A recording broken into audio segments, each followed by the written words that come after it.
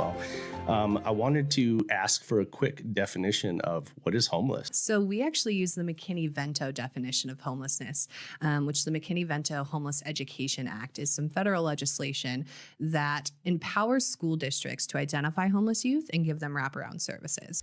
You guys aren't coming into people's homes and stealing their children. You don't have some kind of like backdoor with CPS we're not trying to draw a divide between children and parents, right? Not at all. A lot of what we run into with kids, if they're not formally on the streets, sleeping under the bridge, unfortunately, they're couch surfing, staying with grandma for a couple weeks, and then I go to auntie's for a couple weeks, or my mom and my family were jumping from month-long hotel room to month-long hotel room. Let's go then to a little bit of how you got involved, because I know you were from the area, grew up here. Yeah. Anyways, and I know that we all care deeply about our community, and you had shared that you left the area, you got education, you came back, and you're trying to serve a cause. So walk us through that. Where'd you go? What'd you do?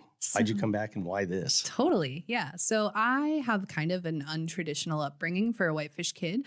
I was definitely not one of the rich kids in Whitefish High School. And so I was friends with the kids that probably needed a sparrow's nest. And so I definitely saw the disparity between my peers. There were some of my peers that were rolling up to school in an Audi, and other parts of my friend groups and things like that. Like they didn't really know where their next meal was coming from. And so that really drove me to want to pursue a helping profession.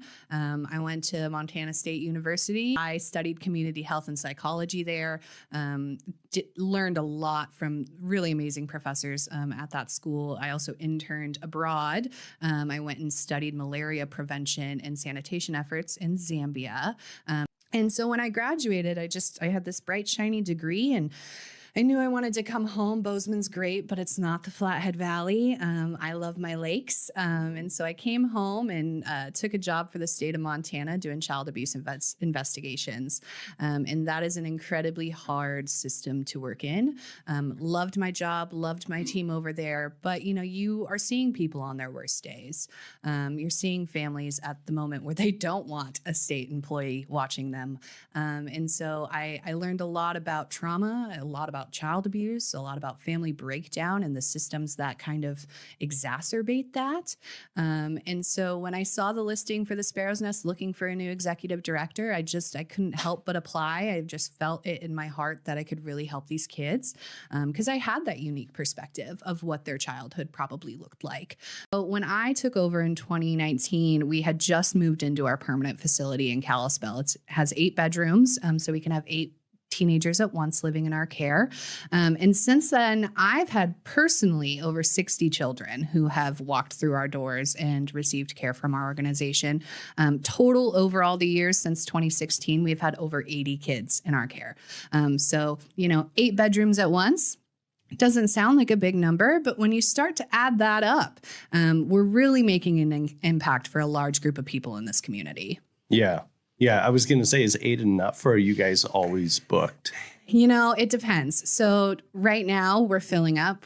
I'm thinking we're going to be full by next week. So we actually had to turn down a couple referrals recently. There's not really a program like mine other places in the state. If we're low numbered and we have beds available, we will absolutely do our best for those students. Right. I mean, you got to stay focused to a degree in order to have the impact, right? And sometimes that comes with some hard choices. Yeah. Boundary setting, right? Which we talked about right before we started recording. It's like sometimes we just can't carry all the load, even though we would love to, because our heart's there, right? But we can't. So in order to serve everybody best, we do have to kind of develop and know our criteria, right? Absolutely. Yeah.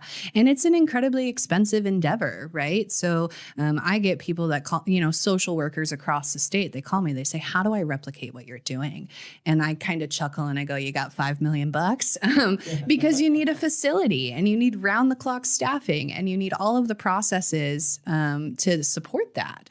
And so, we try to, I'll share with anybody. If anybody wants to see what our policies are or how we're doing what we're doing, I want to see more of this happening. But at the same time, we are incredibly lucky to be in this generous community that continues to show up for our kids. And I don't know if that is as easily able to be repeated Yep. in other places. 100%. 100%. I just wanted to point something out right there because you said I would share with anybody what our policies are. And you guys are one of the few nonprofits that I've seen in the area that do a really good job of putting together an annual report that I would say is highly transparent. Yeah. People, I think if they would take the time and go read your guys' report, they would understand, one, what it is that you guys do, but then two, they would understand just how much it does cost to do all this. And again, I'm going to stand here kind of boldly and say, take those same 8 people that you affect their life, don't affect them, stick them in government programs later on in life, and over their lifetime, consider how much that costs. Right. And your guys' fees will be a drop in the bucket. Yeah. So, absolutely. or should I call it your guys' investment?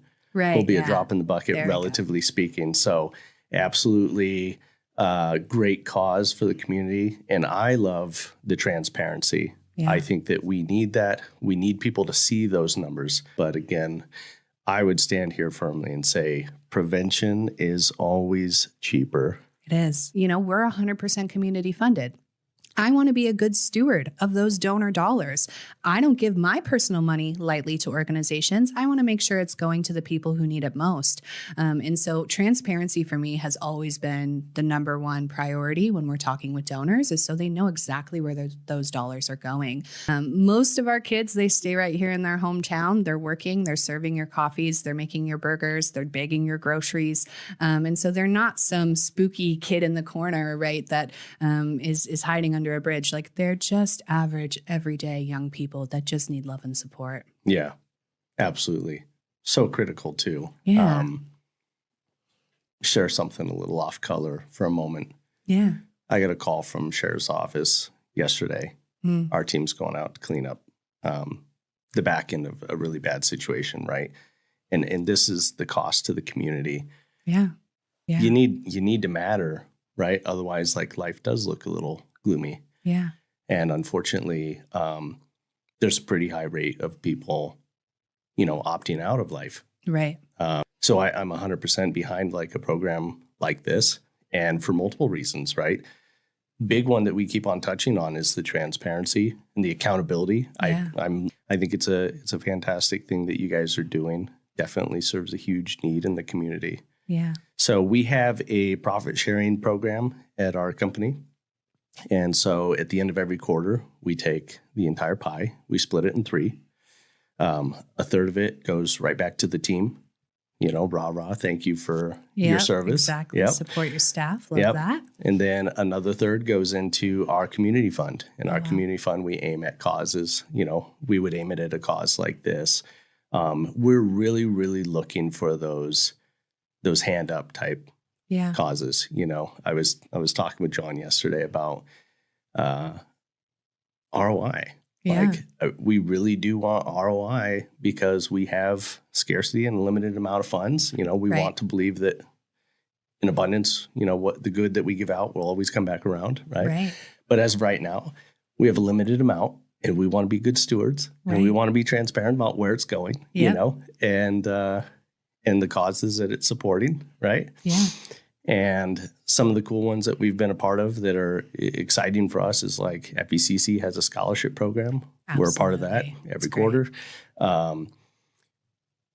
Recently, Lakeside had a huge need for a fire truck that could do 2-story and above buildings. Oh, wow. You believe that they didn't have the ability to do that before? Yeah, especially because it takes a while to get out there. If you're Evergreen or Kalispell, it's going to be a minute before they can get to you. Yeah, exactly. So that's a huge impact to, again, friends, family, neighbors that are down there.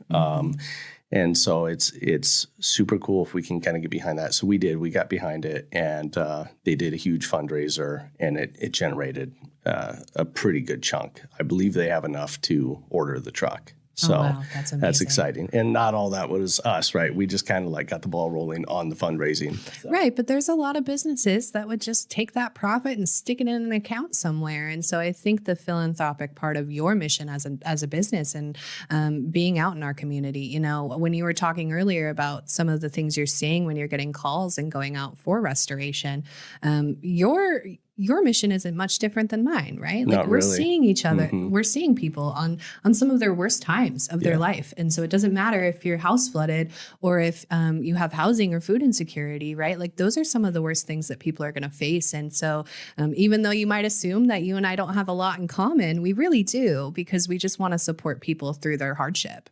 Yeah, absolutely. And thanks for bringing me back to that, because I forgot to mention what happens with the other third. Yeah.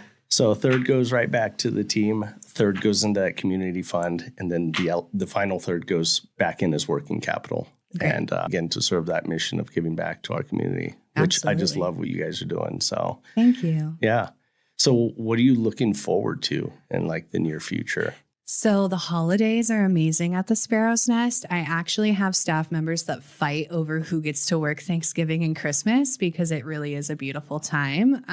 A lot of our students, they haven't really had a really warm, fuzzy holiday. Holidays are a time of stress for most families. I'm very excited for this upcoming season.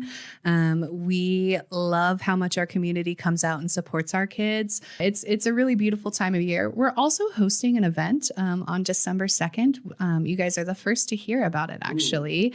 We did a little teaser and an e-blast, but I'll share with you guys.